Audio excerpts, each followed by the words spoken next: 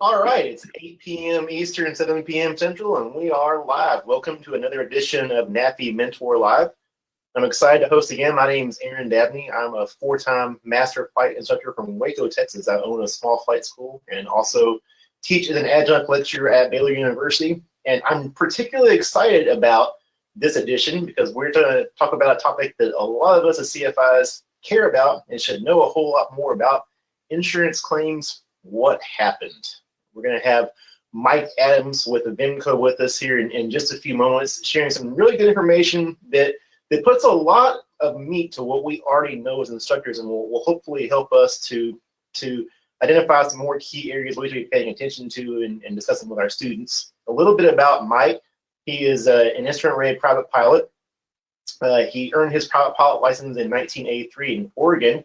He's been the president of the Oregon State Pilot Association, and he's been with Avemco for over 30 years now. He now leads their underwriting operations. So when Mike talks about aviation insurance, he definitely does so with a lot of experience and authority. So it's going to be a great Mentor Live. So without further ado, I'm going to turn it over to Mike. And as always, if you have a question during the presentation, let us know, and we'll make sure we get them addressed wherever we can. Mike, it's all yours. Take it away. All right, thank you. And thank you for the kind introduction, Aaron. It's always a pleasure. And I want to thank all of you that are attending this evening. We know that your time is valuable, so we want to make the most of it and give you some information that you can take away for your own personal flying, and also to pass on to any of your students or clients that you're working with it. So this is the insurance claims redo, or what happened. If you've been in on, if you've been in on some of the other presentations that we've done, you'll kind of notice that we gave some statistics and things in the past, and now we're going to talk a little bit more about what goes into some of those claims, some other things that come up in the background that you want to be aware of. And any of you that may have seen the ones, I harp constantly about tow bars and how much they cost if one is hit. So if we move to this next slide, I just want to start the presentation with this thing that here's where I think a tow bar should be if it's not in the hangar. It's nowhere near an engine at all. So it's nice to have it there. They might have done a little bit better job with the seat belt, so if they have a sudden deceleration, the tow bar doesn't hit them in the back of the head. But at least we know it's not going to pick up a prop and cause a prop strike claim, which if you're paying for it out of your pocket, or the insurance company's paying out of their pocket, it's going to run you somewhere between $8,000 to $14,000. So pretty expensive tow bar there. So one thing I need to get on, if we look at the next slide here, and because I am presenting information that has been gleaned from Avemco claim files, I do need to say this is from Avemco Insurance Company. I work for Avemco Insurance. I've been in the business for a while, and I have been a claimant on a minor taxi loss myself, so I can't cast too many stones. If we have a little time at the end and everyone wants another glassy-eyed story, I can tell you the details, but other than that, we'll maybe save that story for a little bit later. So the intent this evening is, if we take this saying on the next slide here and we take it to heart, which is, if I have seen further, it is by, and it was Isaac Newton, and it's standing on the shoulders of giants and things. It's that we want to learn from other experiences. Now, experiencing it yourself is a great teacher, but we all know the tuition can be pretty high at times. So if we can learn from others' experiences, we don't have to suffer their fate, and then we can pass along what we have learned. Now, in looking at the photo in the lower right there, this is in case none of you know what the inside of a 1946 Aeronca wingtip looks like. That's what it looks like after it struck a concrete barrier. So here we have kind of the classic prop strike or hand propping that's gone awry. The 46 model doesn't have any kind of a starter on it, so it's a hand prop situation. You think, well, we got a lower horsepower engine in there. What can go wrong? Well, this will tell you exactly what can go wrong. Rather interesting photo out there. You can see the fabric. You can also see the wood spar out there and the ribs on it. So just a little bit of a thing to get started. So the way we're going to run this evening is if kind of outlined here on this next flight, or this next slide here. And we're basically going to take a flight here. And so we're going to talk about taxiing to the runway, what goes on during the takeoff. We're going to try and go somewhere. We're going to try and land successfully, and then we're going to go back to our ramp and hangar. And during each one of these phases, we're going to talk about some of the exposure and claims that we have. Now, if you've looked at the picture, you go, boy, that's a pretty rough leading edge on that propeller. And the answer is yes. So here we start with lesson number 1. And this is what happens when an engine is started with a prop lock on it. It was a chain and a paddle lock. And what caused this mishap on it is the pilot flew into an unfamiliar airport, taxied to what they thought was the transient tie down, shut everything down, put the prop lock on it, was getting their things out of the airplane to go to a business meeting in town, when someone on the ramp approached him and said, you can't park here, this isn't the transient parking, you need to go over to XYZ. Apparently was somewhat rude about it, and this caused a rushed, agitated response from the pilot. So the first thing they did is they threw their stuff back into the airplane, said, I'll move, just give me directions, where do I need to go? Didn't mean to be a problem. And as soon as they got the prop to flip over twice, they realized they forgot to do something before they got back in the airplane. And that was to take the prop lock off. So this is the damage done to the propeller with just 2 revolutions or a flip of the prop one time through. Now, I did mention how much an engine teardown costs. Again, this is a plane out of service because we've got damage to the propeller. The service bulletins, the engine manufacturers always say you need to do a teardown and inspection. Depending upon how busy the shops are, that can put your plane out of service. So we've got that. Now, so let's assume that we've got this plane fixed. It's back in its home hangar, and now we're going to take it out of the hangar to start to the flight. So let's go on to the next picture here, and we're going exiting the hangar. And I picked this picture because what happened in this situation is we all kind of assume that because hangars are on level grounds or fairly level grounds and things, that once we've moved a hangar door, it's going to stay in the position or location that we moved it. And this photo here is proof positive that that is not always the case. What happened on this is the pilot opened one hangar door, was going to go for a flight, opened the other hangar door, went around, hooked up the tow bar, started to pull the airplane out. And during that interim, that hangar door had moved a little bit. And so you go, well, gee, the hangar door moves a little bit. How much damage can that be done to the airplane? The guy was just pulling it out, not much force. And you can see how much damage is done to that airplane in this next slide.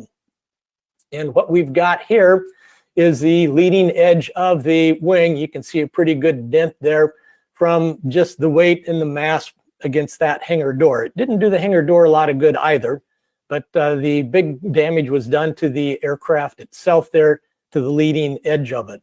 Now, for those of you that have never had the opportunity to look inside a wing and see what it looks like, this next slide is going to give you that chance.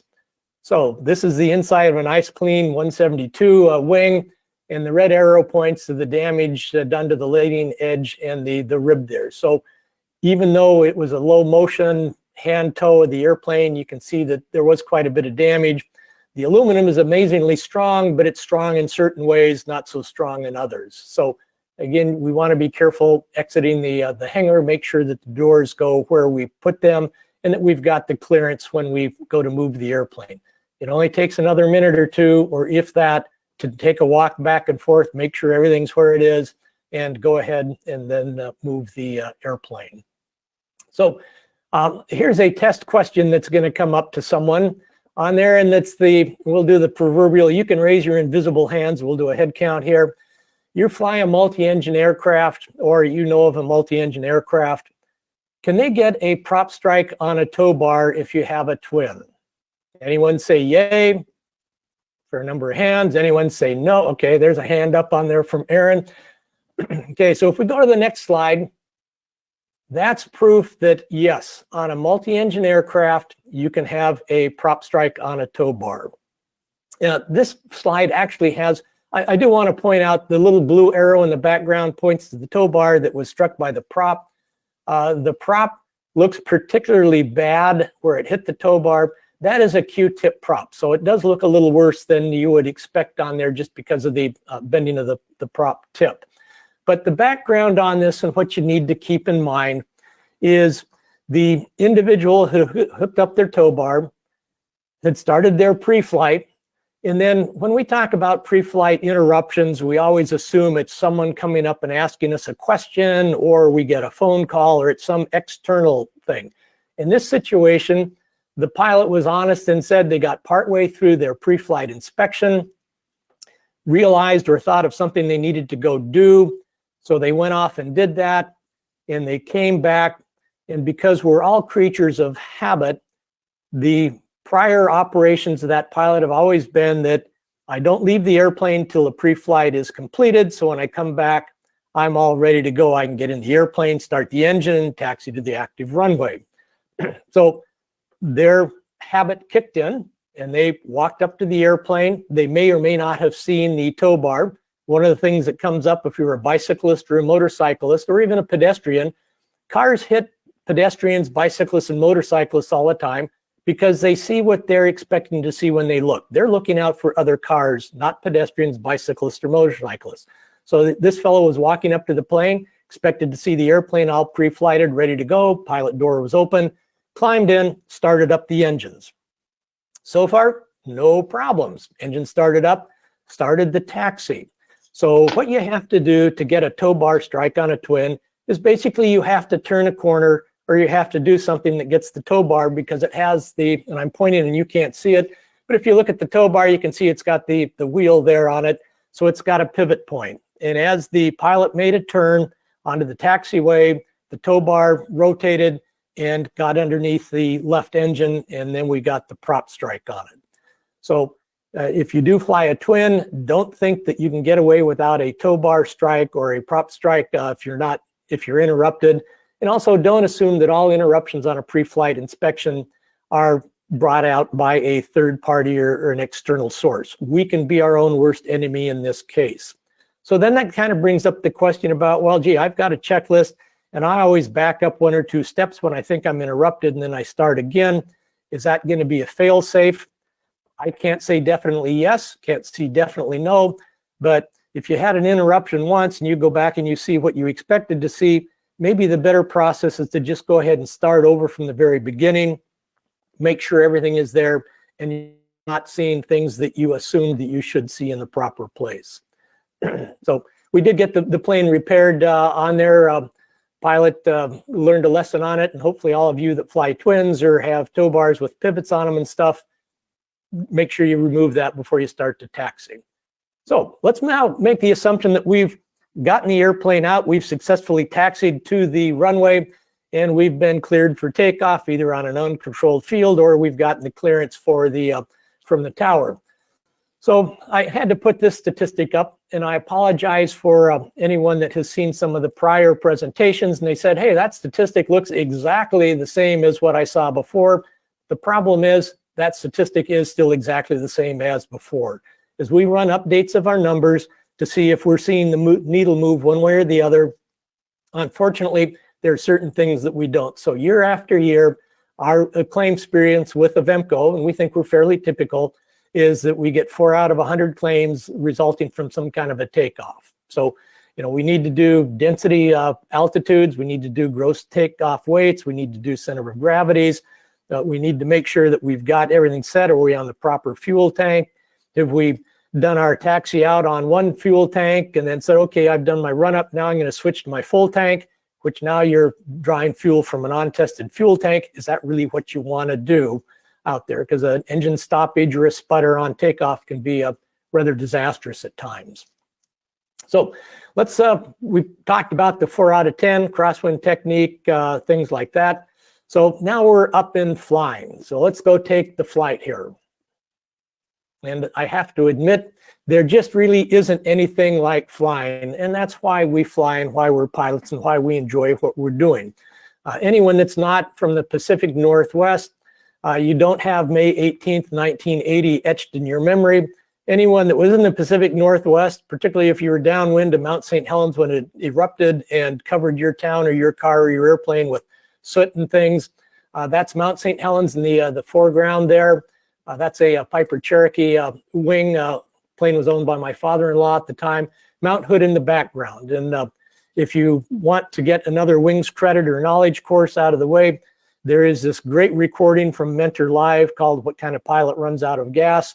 And it talks about how you can run out of gas, showing off the general benefits of aviation to your non-aviator friends while looking at volcanoes. Interesting story. I suggest you go watch it in your time. So anyway, we're flying around. We don't get a lot of claims that come in from controlled flight into terrain.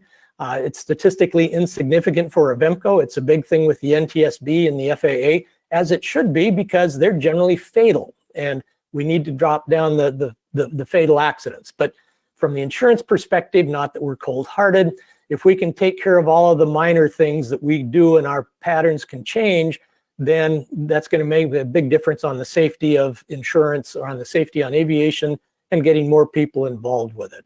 So anyway, we got up around Mount Hood or Mount St. Helens. We got to take a look at Mount Hood. So we continue on with our flight, and then something comes up, which always comes up in a flight, and that is where the pilot says, "Did I just not see that bird go by?" But an astute pilot is always looking at various things. Sorry, John, I didn't give you a good cue for the slide, so thanks for moving it.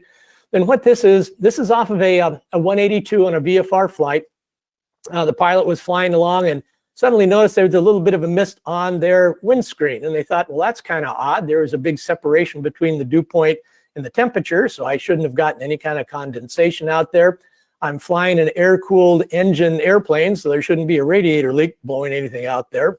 I don't have any passengers. They haven't opened up a can of Fanta root beer at pressure altitude and blown it all over the inside. So what is that? Well, they continued flying along because everything looked real good. But upon landing, they said, I really ought to check that out. So they went over and they put their hand on the screen and they go, that feels oily. That's awful slick. So it's just not moisture or condensation that I've collected. So they started to look a little bit more. And then they noticed you can see the circle there on the red band and the prop there. Hey, there's a little bit of a ding or a nick. I wonder what that is. And so when they went to, and John, you can move to the next slide here, when they grabbed the prop to try and move it just a little so that they could look into the inlet of the engine to see what was going on, the blade itself rotated about 60 degrees. And they said, I shouldn't be able to rotate this constant speed prop while the engine's sitting there and shut off with my bare hands. So as they got looking, you can see in the diagram there, to help me understand it, I labeled the hub, which is in the upper right. I've got the blade in the left. That arrow points to the back plate of the spinner there. And all of that red liquid is oil. And what had happened is he had a bird strike in flight. Whatever the propeller did to whatever bird was hit, it was enough to damage the seals there, and the engine was constantly, and the propeller was constantly pumping out a little bit of oil for the rest of the flight. So even though you may have an in-flight and not notice anything, if there's anything at all different, it really needs to be checked out. So once they had the prop blade moved, then he started to look a little bit closer and did eventually find traces of blood and feathers on the prop and the engine air inlets there. So it's something that you may think isn't a big deal, but it needs to be a big deal when you check it out. Now, if he'd lost a lot of oil, probably would have made more of a mess, probably would have made an emergency landing somewhere. But here's something where we look at it and we go, okay, things do happen just out of the blue to us, kind of like Ernie Gann's Fate is a Hunter stories and things. So there's what could come up in flight. Bird Mike, strike. we've got a question relevant to what you just said about things just coming up. I'm sorry to interrupt you, but it's a good one from one of our Facebook Live viewers.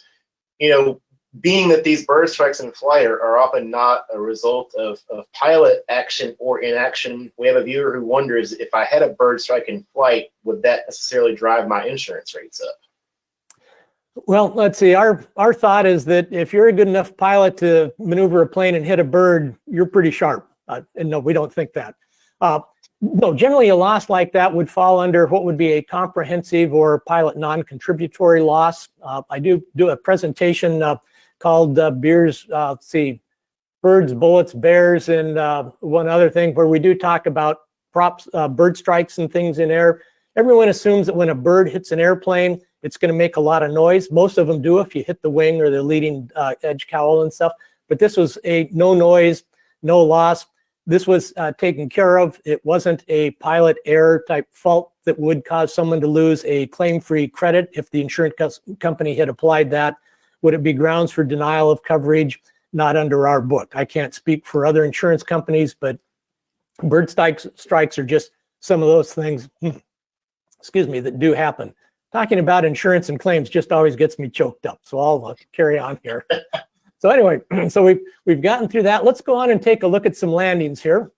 So if we look at the next slide on it, and of course it's the old classic. It was the best landing right up until smoothest thing I ever had. What you're looking at here is the nose of a Blanka Viking, a 1730 or 31, and the nose gear did collapse on landing. And kind of the backstory on this that you can use with your students or yourself is it was wintertime. It was in a cold state where the runway had some water or wet contamination on it. The pilot opted to go out and fly the airplane. So when he took off, when you run through water, it splashes up a little bit there, and you hear about brakes being frozen up occasionally from that.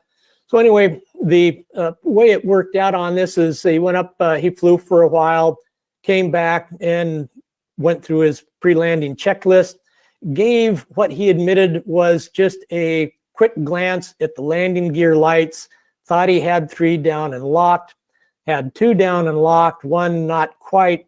So what happened is once he touched down on the mains, everything was fine. They were down and locked. Nose wheel came down, and under pressure, it folded up. And so what happened on that is the plane was moved into the hangar off of the runway, and when the adjuster and the mechanics all got there, they usually put it up on jacks. They run a gear test on it to see if there was a mechanical breakage, binding, etc. Everything worked perfectly fine. So what had come up was that some ice had gotten in there somehow, and it prevented the landing gear from fully extending and being down and locked. The pilot admitted that he didn't look at the 3 lights. He kind of looked and said, I've got some green down there. That's good enough. So let's go ahead and land. Now, kind of in defense of the pilot, had he said, hey, I've only got 2 green, I don't have the 3rd, I think my nose wheel is going to be a problem, I don't know that he would have been able to get that gear down and locked with it being an ice problem. Probably the thing he could have said was, well, if I've got an option of landing on a grass strip next to the runway, I might take that option. Or if I'm going to come in and do this, I want to make sure that before my nose touches down, I've bumped the prop so it's in the horizontal position. And the reason that the horizontal position would be nice and beneficial to the pilot is while it looks like relatively minor damage to the landing gear door and the nose of the airplane, if we look at the next slide, you can see what ends up happening to the propellers.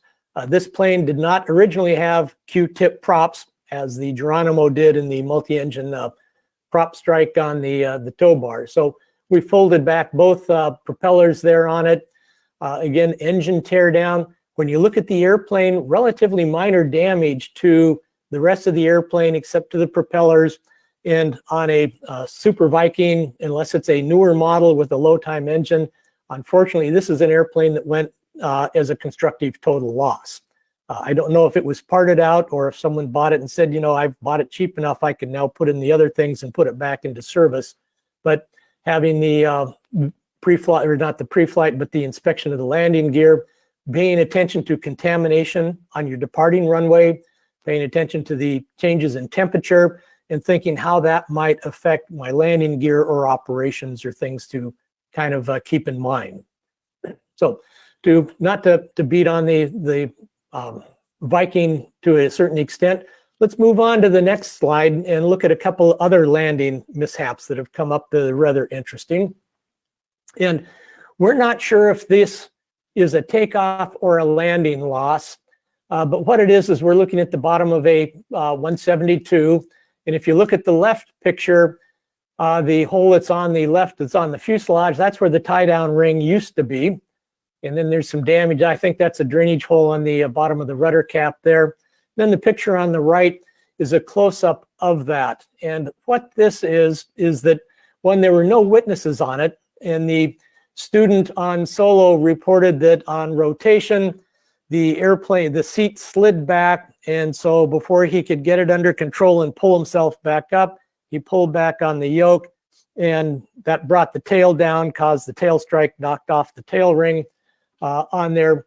And then somehow he managed to still keep the airplane flying after that. We couldn't prove it one way or the other, but we think this was actually a landing loss, because in the past, when we've had claims with the seat sliding back and the pilot instinctively grabbing the closest thing they can to pull themselves forward. If you're in an auto, you grab the steering wheel. In a 172 or any airplane, I've got to admit, I don't know personally that I would have the mental toughness to say, don't grab the yoke, grab the screen and pull yourself up. And then once you get up there, then take control of the airplane and hope that on your takeoff, you have it trimmed so that the plane will continue to fly itself. But the thing that's interesting on this, getting back to damage done to the airplane, the picture on the right, when you look at it, it's a close-up of it. And the adjuster's analysis and the shop's analysis was, this is not the first time this airplane has had a tail strike and torn off the tail ring. Because if you look at it, you can see where there was a scab patch put on, and this most recent episode went through the scab patch into the original and destroyed the tail ring out there. So if you're teaching students how to fly, what kind of an angle to take on their landing flare, or how sharply to pull back on the yoke if they need to depart, be careful as to how far the tail goes. Now let's move on to the next one, because now that I've bad-mouthed students, so to speak, this here is another 172. Now I need to point out, I don't mean to offend 172 owners or pilots or things. We have some tail strike claims on other aircraft other than 172s and Cessnas. So don't think it's high wing airplanes and Cessna products that only have tail strikes. We've had some others on others, just that for the photos and the demonstration purposes, these were the best pictures. Now, what happened on this one, it was definitely a landing mishap. And the reason we know that is that there were two witnesses. One witness was the CFI, and the other witness was the student that the CFI was instructing to. And what happened in this one is the student was having a difficult time getting a proper flare at the right attitude, the right altitude, so that they would have a nice smooth landing and the plane would stop flying at the proper height above the ground. So the instructor said, here, let me demonstrate it to you, and maybe over time, after demonstrating the proper technique and sight picture, the student get it. So in this instant, the CFI admitted, I was going to demonstrate to the student how their landing flare was. And so the CFI almost nailed it perfectly, including the tail strike. So again, you can see the damage on the left where it's ground through the skin there, a little bit of damage on the rudder cap. This damage was actually enough impact that it damaged that bulkhead back there, so it was a rather extensive repair. And then the other picture just shows that not only can you wipe out the tail ring, you can also do damage to the lower cap of your rudder there on it. So kind of a thing if you're an instructor, much as it may be frustrating, and I was a student at once, and I think my instructors were saints in getting me through my instrument rating, is that you got to keep demonstrating the proper way to do it, because that decreases your potential of a loss. If you go out and try and mimic what the student's going to do, you've really increased the potential that you're going to have the loss and you're going to be the one responsible for it.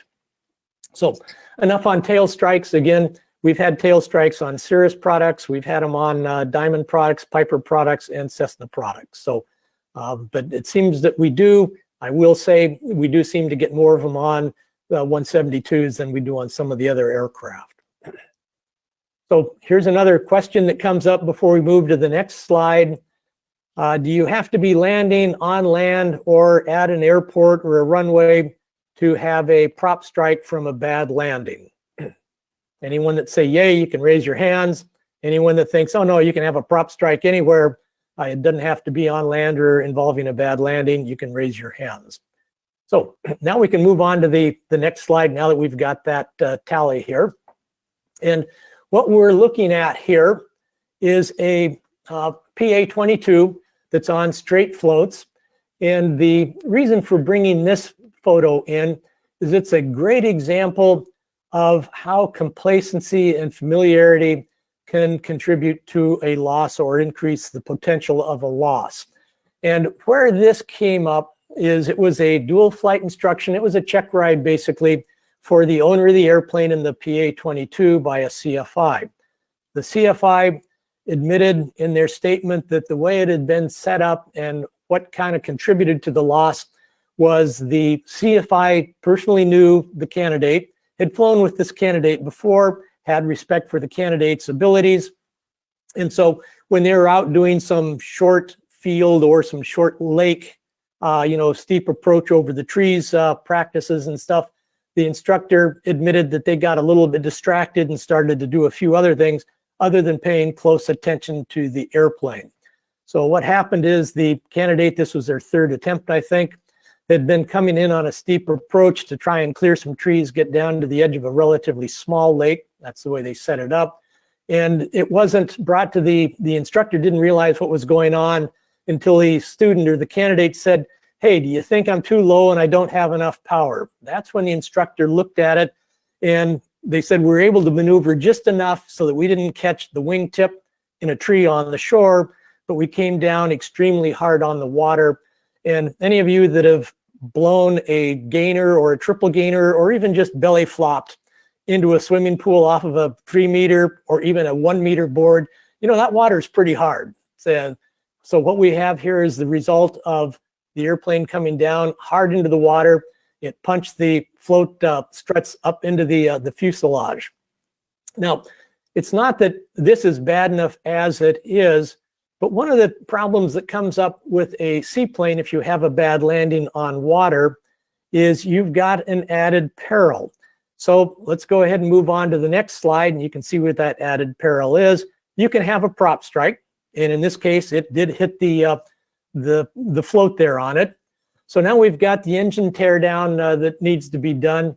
But then the added peril that comes up is that float might take on water. And when a float takes on water, it doesn't hold up the airplane very well. And now you've got a flipping or a submerged problem. The good news is in this case, they were fairly close to the shore. They knew immediately what happened. They were able to get the airplane over to a beach, and it did not have a sunken or a submerged float on it. For anyone that's not a float pilot, here, this isn't related to claims, but I'll just throw out a comment here because it's an interesting story. If you look at the chine of the float, which I can point to it on my screen and you won't see it, but if you look at the dark line that's kind of curved down going from the right to the left, that's the chine of the float. And then if you look at it a little bit further, you can see what looks to be kind of a flap. Thank you, John. Right along in there. That's a spray rail or a spray guard to try and keep water out of the prop, because water on a propeller is going to erode the prop and eventually wear it out. And if you have a lot of water operations, you don't want to do that.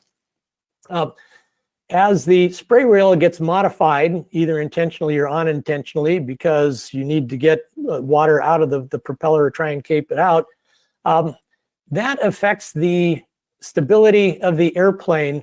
Because when the floats were originally, and this is something I recently learned because the guy asked a question about coverage, and anything I tell you about the insurance now, just bear in mind it applies to Avemco. Don't assume it applies to your company on there. But their question was, so now that we've discovered that these spray rails may not have been included to the size or with the original floats as the floats were certified and tested for the stability of the plane, we now have an unstable situation in certain landing configurations because of the spray rails. What's Avemco going to do if someone has a loss and it was because of an unstable approach and a hard landing such as this into the water? And my response was that, well, if the airplane has a current airworthiness certificate that's been signed off by an IA, and the owner was not the one that intentionally modified any kind of a spray skirt or anything on the float, then the owner of the airplane has to assume that the airplane is airworthy and everything is stable and set. That's not going to affect the coverage of our policy. So if all other terms and conditions have been met, there would be coverage, even though we now know that there are certain floats that if they have spray rails of certain sizes, it may destabilize the airplane from how it was originally certified. So anyone that does do any float flying or float instruction, you might want to keep that in mind. Go back, take a look, see what kind of spray rails you may have on your float, and or your client's float and ask, how is that set up? What kind of tests have been done on it? So Mike, enough on float. seaplanes. We've got one good question. It's a Sure. general question, and I'll try to narrow it down a little bit. Bob asks if you have any insights or numbers, perhaps, on gear down, and I assume he means water gear down landings and amphibs. No, I do not. I do have hidden somewhere in my drive on the thing a Cessna 206 that did land in a harbor with the gear down. Rather phenomenal. It looked real good until the tips of the floats came down and immediately flipped over on there. The good news is the video continues on, and both the pilot and the pilot's spouse are seen sitting on top of the inverted airplane. That plane subsequently was retrieved and rebuilt and is flying again. We don't have specific numbers. I'm going to say statistically it's probably insignificant, of which all of you seaplane owners and pilots jump up and say, well, why do you charge so much for seaplanes then? And the answer is because when you guys have an accident, it is truly catastrophic. If you're out in the water and it's inverted, particularly in salt water, that plane's probably a total loss. You've got confused passengers that are upside down. They're in an odd environment. Maybe they put on their PFD too early, and now they're floating against the cabin and they can't get out. So the catastrophic nature of the float plane causes some of the rates, but again, it's statistically insignificant on it with us. Now, we have a lot less problem with an amphib landing on land with the wheels up than we have it landing on water with the wheels down. Basically, you ground off the keel of the floats, relatively minor damage. So now that we've talked about landings a little more, let's go on and I'm going to repeat another statistic here that hopefully you guys can all memorize. And that's that landings, and landings, kind of like the real estate mantra, location, location, location. Every year, pilot skills or currency or lack thereof account for 28 landing claims out of every 100 claims we have. And this has been going on just forever and ever. So when we do our claims analysis and I come up with these figures for you, we do discount mechanical failure of landing gear and things like that. These are all just strictly pilot errors. So if you can go ahead and work with your clients on landings, that's a key, which again, this next slide has another statistic that you may have seen if you follow my presentations or been to any of them. And that's that we got curious, because insurance people are always curious and we're nosy, we call it underwriting. So we ran a study and said, okay, of our landing accidents where it's been pilot error, if we can go back and find out through their pilot logbook, when was the last time they flew with an instructor and then had the landing accident? And the average came out to be 373 days. The asterisk says, yeah, this figure's been shown before, and unfortunately, the needle hasn't moved. We're still doing that right along. So this is, you can take this figure, you can attribute it to Avemco, you can tell your client, we really need to fly on an annual basis. If I can't talk you into a 6-month IPC every year with several landings, then we need to at least fly on an annual basis, because that's going to cut down your possibility of having some sort of a landing mishap on there. So you can use that statistic. It's free to use. So let's assume that we've got through the landing now, and now we're taxiing again. We've got to get back to the ramp. That's part of the complete flight here. So what we've got here is a picture of a plane, a little bit more taxi trouble, and I can't tell you whether that was getting to or from the runway, but we put it in on the getting from the runway. And what this was is the pilot reported that the airplane began a slow turn to the left, and it didn't respond to any rudder inputs or brake inputs until it finally, started to dig the sand trap there and the berm on it.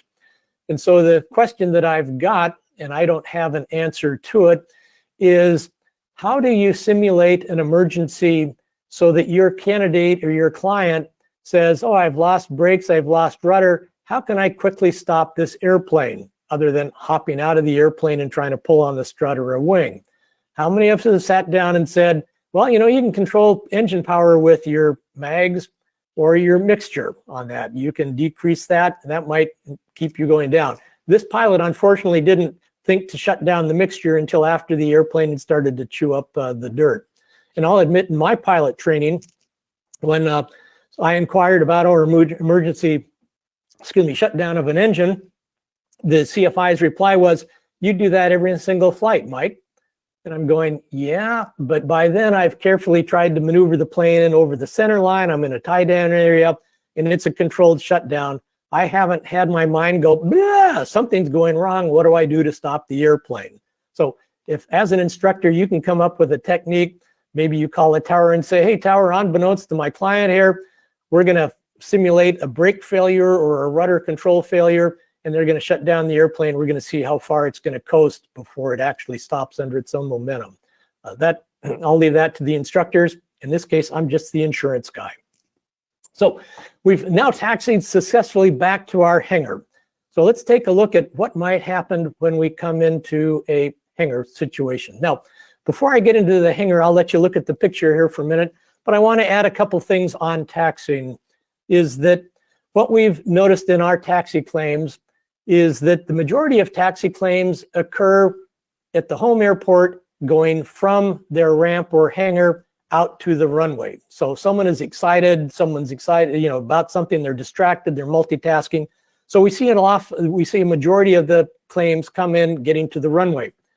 Now, so what happens to the minority of claims? How do they happen? Well, they generally happen after the flight. And the two things that came up on the after flight taxi losses was if it was in daylight hours, generally it was at an airport that was new to the pilot. They were unfamiliar with it. Or it was at night and oftentimes at the home airport where someone again got lost, distracted, cut a corner a little too sharp, dropped the wheel off the taxiway into the dirt, and that dropped the nose just enough to get a prop strike on it. So if you're taxiing at a new airport, pay attention. If you're taxiing at night, you need to pay additional attention. If you're beginning the flight, you need to pay attention to what you're doing out there. So we've gone through the taxiing, we're back at it. Many hands make light work, and they can also damage airplanes. What this is this is the same airplane. I kind of put two photos in there. In the photo on the left shows to the center line of the hangar out there. This is a Cessna Cardinal.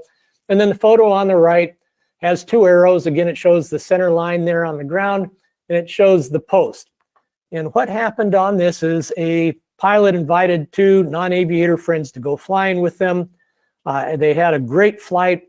Getting back into the hangar, the non-aviator friends wanted to assist. So the pilot said, "Well, yeah, if you can each get on this part and push on the airplane when I say let's go," they do that. Well, the owner didn't have the plane exactly lined up before they started pushing the airplane.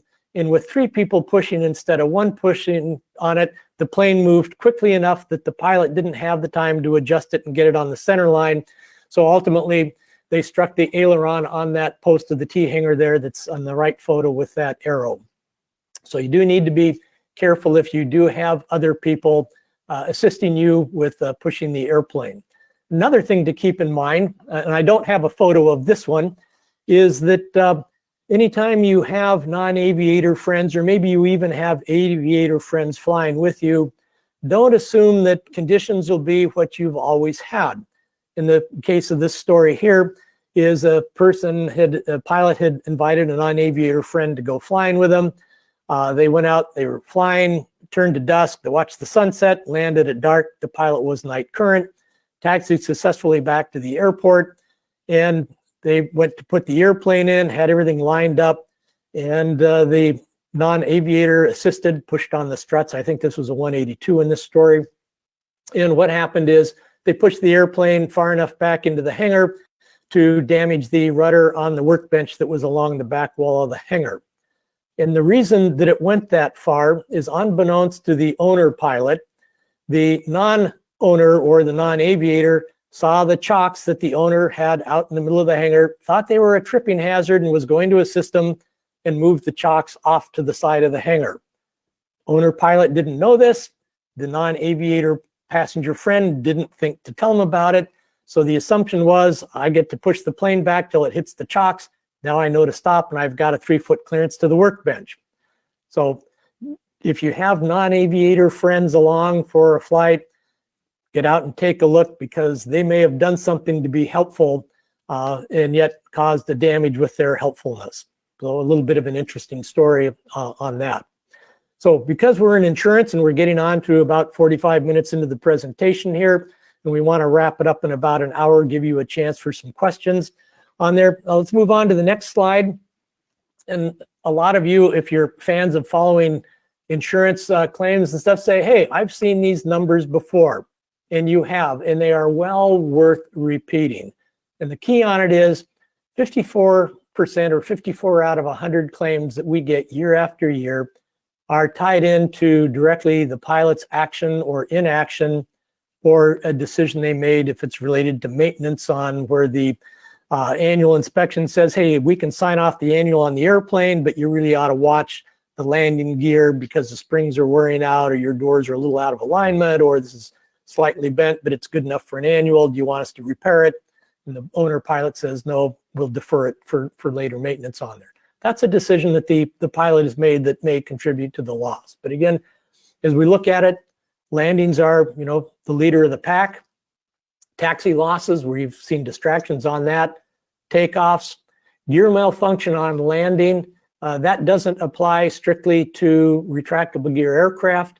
We've had some gear malfunction on fixed gear, and that generally comes into where the plane has been used enough that maybe there's a crack in a landing gear or a landing gear box that isn't caught, and it eventually gives up the ghost. Hangar rash up there. Then the gear up landing, that's where when we lift the airplane up and do a gear test, everything works perfectly fine. And then the pilot finally admits, yeah, I got distracted on my pre-landing checklist, or got interrupted or something on it, and they just forgot to extend the landing gear. So again, feel free to quote all of those numbers. They are Avemco figures out there. They should give you and your clients something to look at on where do I need to pay extra attention and things on that. So let's move on to the next slide. And statistically, it's not that big, but I don't want anyone to play with fire. I think about my flying and stuff, and the airplane does have a little fire extinguisher in it. And I remember when Halon came out, and everyone said, well, Halon's great because it's going to put out the fire. It's not going to be corrosive, but it may contaminate your lungs, etc. This here is a Blanca, and I put this picture up here to basically say, if you've got a fire in your airplane, you really ought to just consider that you sold that airplane to the insurance company. I personally don't think, now you CFIs can disagree with me, that you're going to be able to get out that fire extinguisher and extinguish that fuel that's being fed by avgas, or if you have auto fuel, STC auto fuel, and put it out. The backstory on this was the fellow was out flying on it. This airplane had an inverted header tank for aerobatics on it.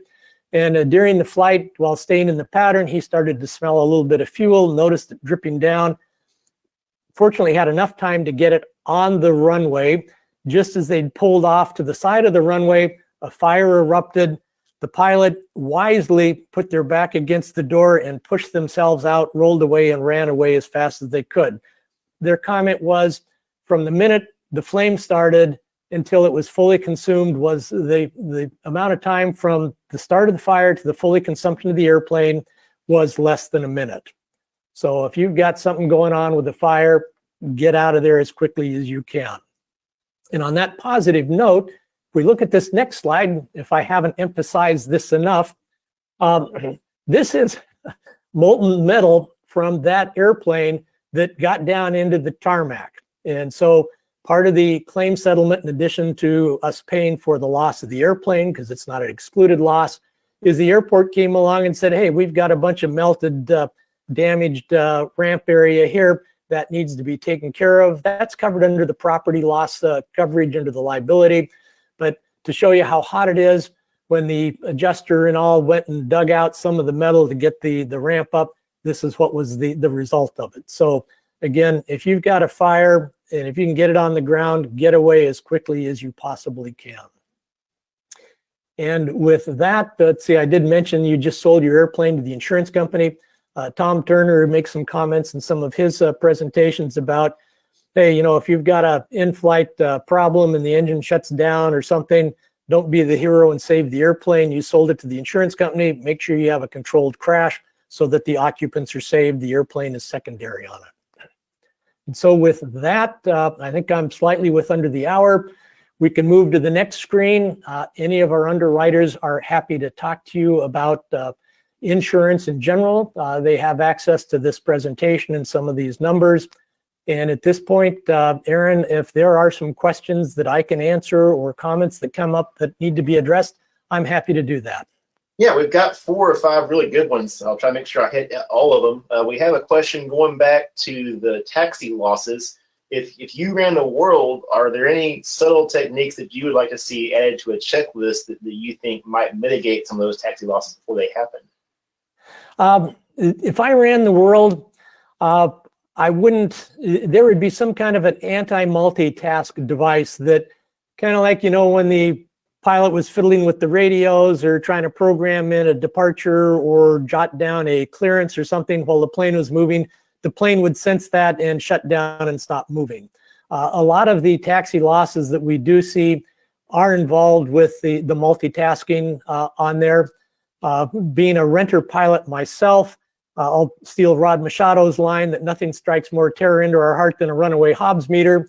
And of course, once we start the once we start that engine, that Hobbs meter ticks over, and we're going, well, gee, I've got a taxi down a 10,000-foot runway. That's going to take a little while. That's going to warm up the airplane. I've got ATIS already, and I've going to copy down my IFR clearance at the same time. I'm going to fiddle with the radios. Don't do that. As an instructor, if you've got something neat that you want to show to your client on the avionics or in the panel or something, stop the airplane and show them the neat thing. Don't get 2 heads looking down inside the panel while you're taxiing. Last but not least is if you're ever in doubt, take the extra time, get out, walk around, make sure you got the clearance. Our depth perception is terrible when we're looking out at the end of a wing and say, oh yeah, I can make it through that clearance there. Get out, check it. Don't depend on your depth perception on that. So that would be kind of my rule of the world to take care of taxi losses. It's a lot cheaper that way, isn't it? Yes, it is. And you get to keep your airplane longer. Along the lines of habit, we had a question earlier that I thought would be a good one to sort of save for the Q&A here at the end. A gentleman talking about, and all of us have experienced this, of course, the increase in rates over time. And he wonders if you feel if we would see any benefit as an industry if we actually started going up on some of these deductibles in order to maybe modify habits or modify behavior. What are your thoughts on that? Well, that's okay. We're into the insurance and premium rating things, and I'm happy to address that on there. Avemco had a deductible for a number of years. We still have a deductible on certain classes of aircraft and things because of the nature of the loss. We went to a 0 deductible because what we learned is that over time, having back in the day, if you had a $50,000 or less airplane, we'll pick tricycle fixed gear, your deductible was probably $200. Well, it doesn't take you very long to blow through $200 if you have a claim. And so when we started to look at higher deductibles, we realized that you could blow through a higher deductible fairly quickly out there. So we said, let's avoid the aggravation that really isn't saving us anything on claims dollars. And it's really not saving the customer any premium on it. So the thing to do if you want to control your premiums is train regularly, don't have a loss, make sure that your insurance company or your agent that's representing you, if it's going through that program, knows your experience and your currency on it, and see if they have any additional factors or discounts they can apply because of that on there. But generally deductibles nowadays are put in by insurance companies because they want to avoid some kind of a catastrophic loss. And we do want to have the individual have a little skin in the game. But for most land aircraft, single engine land, even with some retracts, the 0 deductible didn't change our premium. It may be different for some other underwriting companies. I do know that there are some changes going on in the aviation insurance world right now as far as rates and premiums. So some of you may be seeing some healthy increases on your premiums, or you may see some deductibles come back on it. It depends on you, the company you're with, and what your loss and currency experience is I can't address the other companies. It's just that I've heard rumors of that, and we've had some clients tell us that they've heard those stories also. So, Yeah, that answered the question? The phrase I've heard is market correction.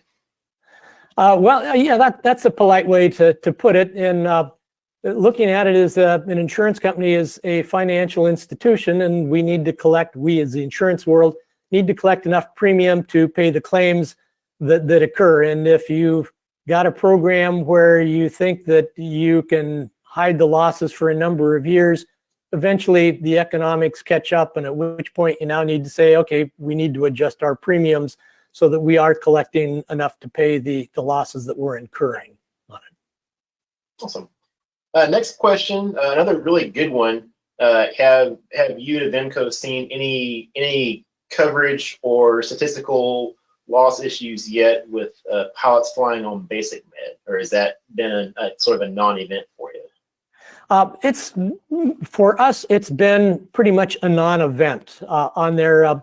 When the sport pilot rule came out, we got into the sport pilot on it, where you're flying off your driver's license and things.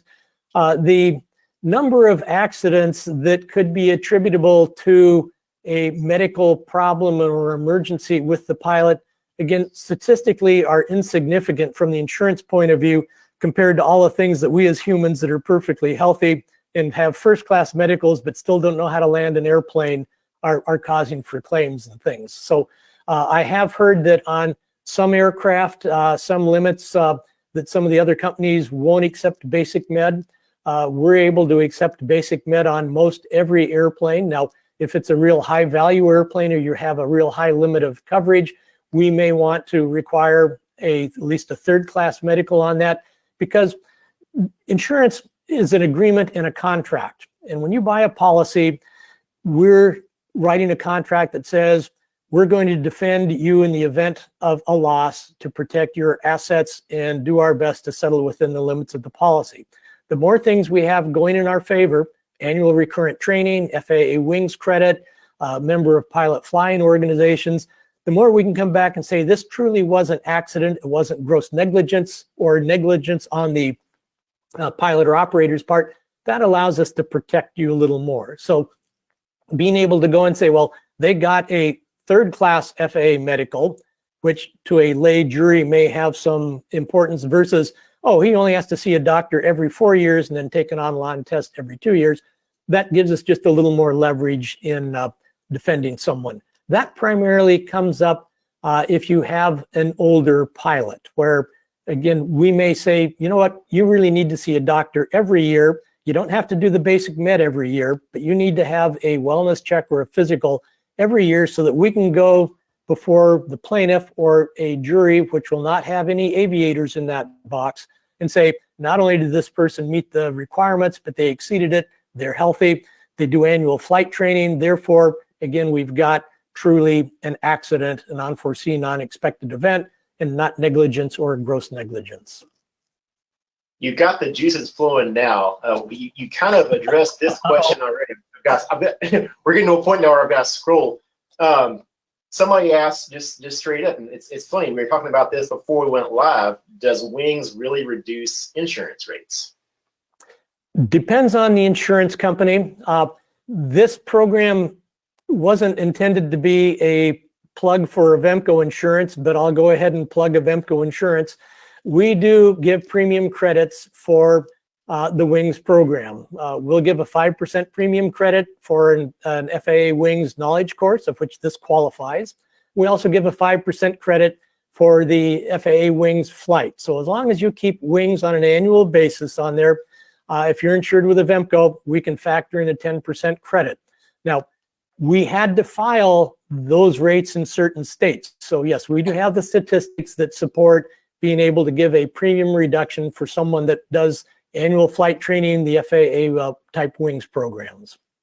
I can't talk to the other companies because I don't do their underwriting. I don't represent their policies. Couple more operational questions, Mike, and then we've got some good structural questions also. Really neat one from earlier in the broadcast, and I apologize it took us so long to get this one, but I thought it would be another good one to wait to the end for. let's say we have a forced landing off airport and we don't damage the airplane, but we're in a place that we can't fly the airplane out of. Is retrieval for the airplane, is that something that would be covered under most policies? Most policies, I can't answer that. And I hate to keep repeating that mantra, but I really can't address other policies.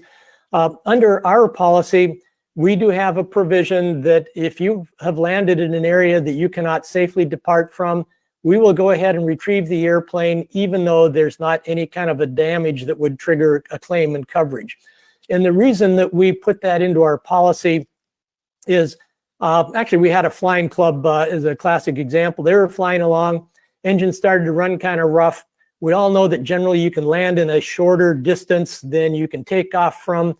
So they landed in a field, no damage to the airplane.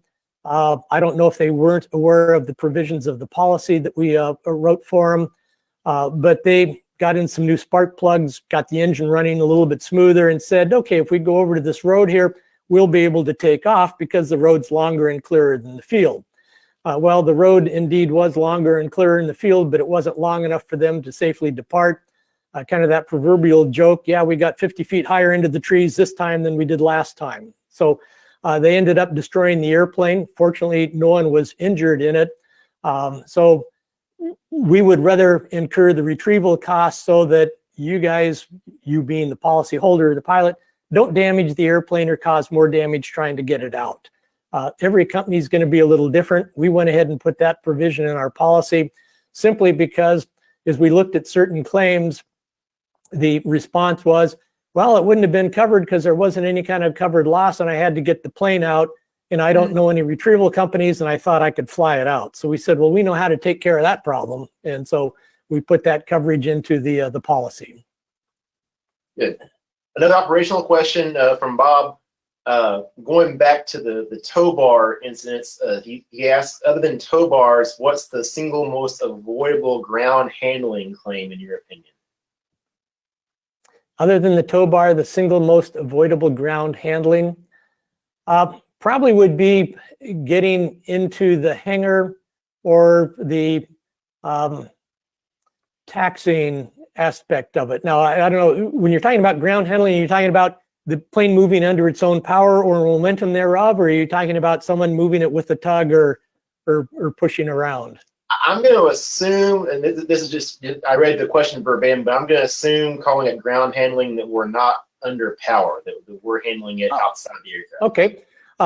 Then it's going to be the standard damage to the airplane you're parked next to, because when you were pushing it back into the tie-down area, you didn't get it lined up properly, or you pushed it too far into the hangar, or you did have chocks on the floor, and each time you put the plane in the hangar, it bumped the chocks, and of course the chocks move a little time each time they're bumped.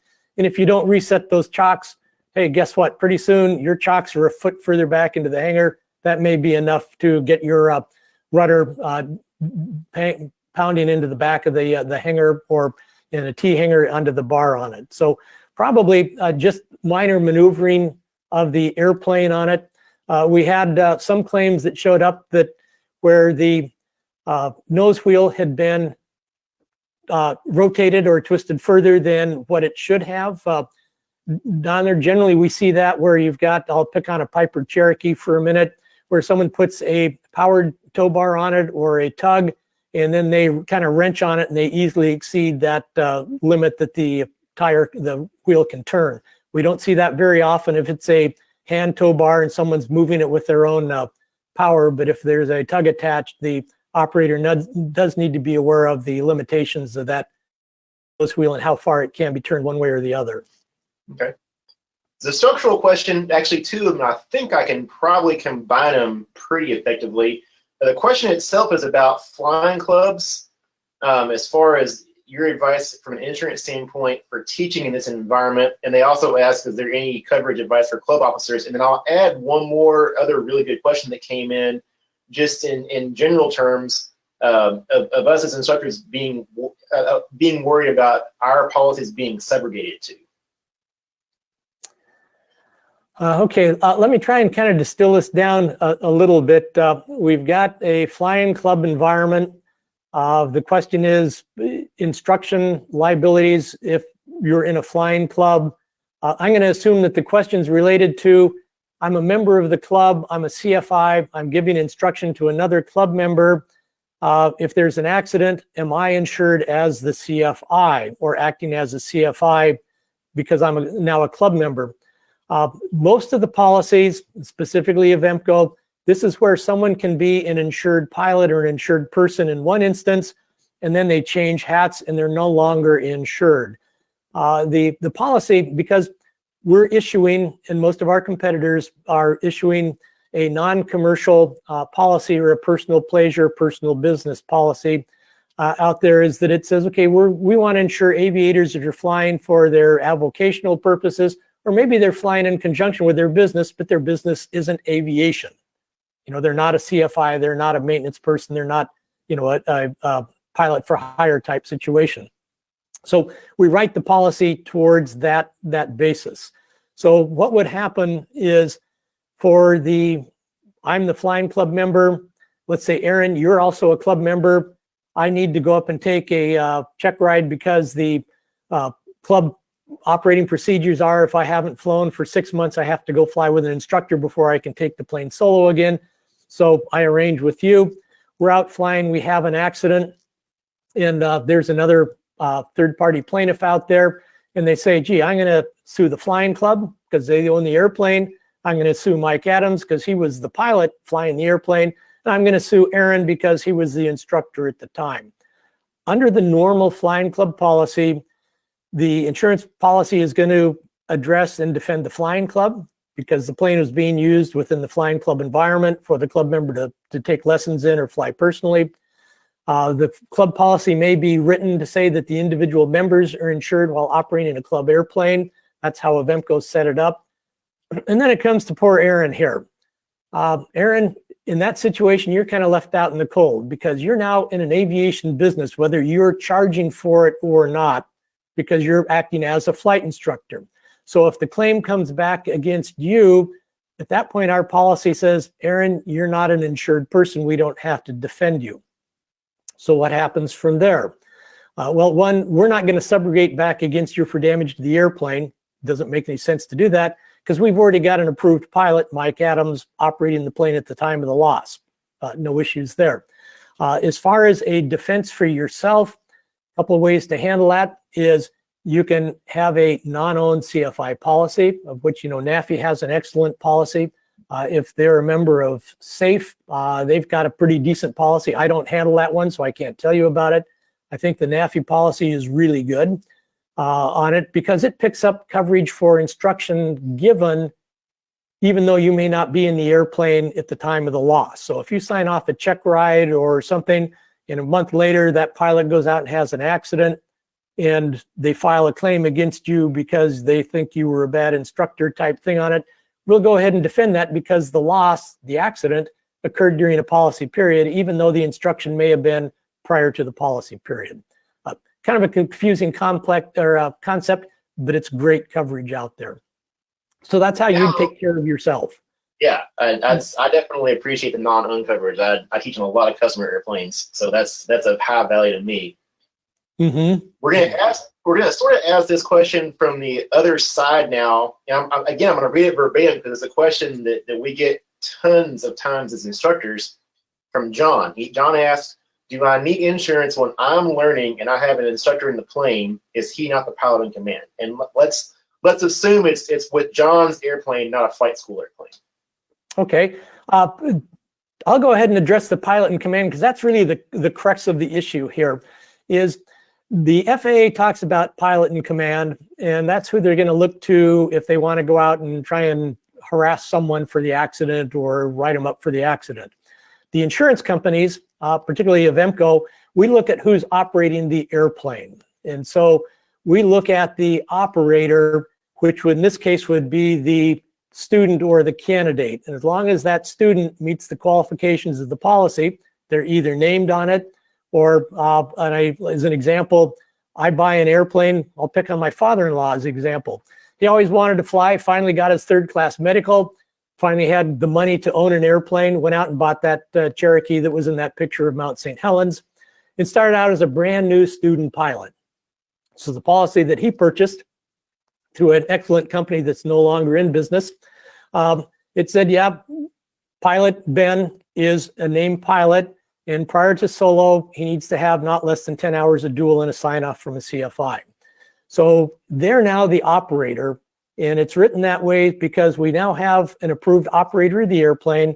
We don't have to keep doing anything with instructors because we don't put a limitation on the instructor in that case. So Ben could go out and use 2 or 3 different instructors.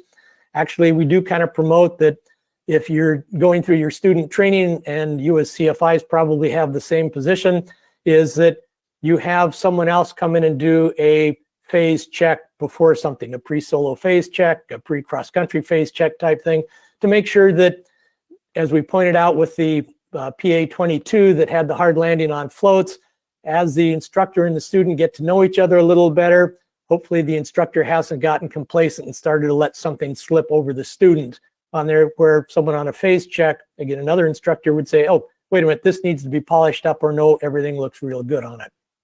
So that's how the insurance industry generally handles it, as we look at the operator, not PIC. Now, you will see some PIC terms in certain policies where generally you'll see that in a turbine aircraft, either a prop jet or a pure jet on it. We do talk about prior to solo. Sometimes we'll talk about prior to solo pilot and command. You have to have a medical again, or a flight review or something like that. But most of the time we look at who's operating the airplane to determine the coverage. We've got one more question, and our producers say we can cover it as long as we are quick as a bunny covering it. Their words, not mine. All right, I got this. About older pilots, specifically the number mentions over the age of 79. Apparently there's some word on the street about companies insuring pilots or not insuring pilots over that age. Are there any issues with an older but capable pilot being insured? It depends on the insurance company. On there, our position is we start to look a little more closely at, pilots at age 76, 80, 85, depending upon the complexity of the airplane, the limits carried, and the value on it. The quick answer is that we're able to take care of a lot of older pilots. That's becoming a relative term. To help that pilot stay safe and be defendable in the event of an accident, we may start to put some requirements. As I mentioned, for the basic med, you may have to see a physician for an annual physical exam, not necessarily the basic med. You may have to do a flight review every year, keep your wings current. Again, we've heard rumors of certain companies that are non-renewing pilots at certain ages, or requiring that pilot fly only while accompanied by a CFI. Every situation's a little bit different on it. If you're running into a problem, or if you've been with us for a number of years, we work well with our customers. We've got a history with you. We'd be willing to talk to new candidates. I can't guarantee we can help everyone, but we may be able to work something out if you've got something that hasn't worked with your current carrier on that. But yeah, the industry overall is getting a little concerned about older pilots. I think society has to take a look at it overall. We're all living a little bit longer. It's got its pluses and minuses, as we find out, as it's a little stiffer when you get out of bed in the morning type thing. But a lot of the pilots are keeping their faculties about them, keeping current, and we haven't had any real problem with older pilots in airplanes so far. Right, is that a short enough answer? Short enough. Okay. Well, I think we're getting prompted to call this thing a night. So thank you so much, Mike. Man, what an excellent presentation. And we knew this was going to happen, right? We knew we'd get to the end and the juices would be flowing and the questions would be awesome. So awesome questions from our audience. And thank you so much for answering them again. For everyone watching, this has been Insurance Claims Redux, What Happened by Mike Adams from Avemco. Make sure you go get that wings credit. We mentioned wings credit, right? Go take the test. It's a good thorough test. Get your wings credit. And as always, we would love feedback about this presentation and maybe about what presentations you'd like to see in the future. So go ahead and save the date for our next Mentor Live presentation on March 18th, always a Wednesday at 8 p.m. Eastern, 7 Central. How CFIs benefit from type clubs. This is going to be a really cool one from Tom Turner with the American Bonanza Society, one of the best type clubs out there. So that promises to be awesome as well. Mike, do you have anything to add before we sign off here? Thank you for attending. Thank you, NAFI, for putting these on. The more we all know, the better off we'll be. All right. Well, thank you all so much for watching. We're going to call it a wrap from Mentor Live. Everyone have a great night.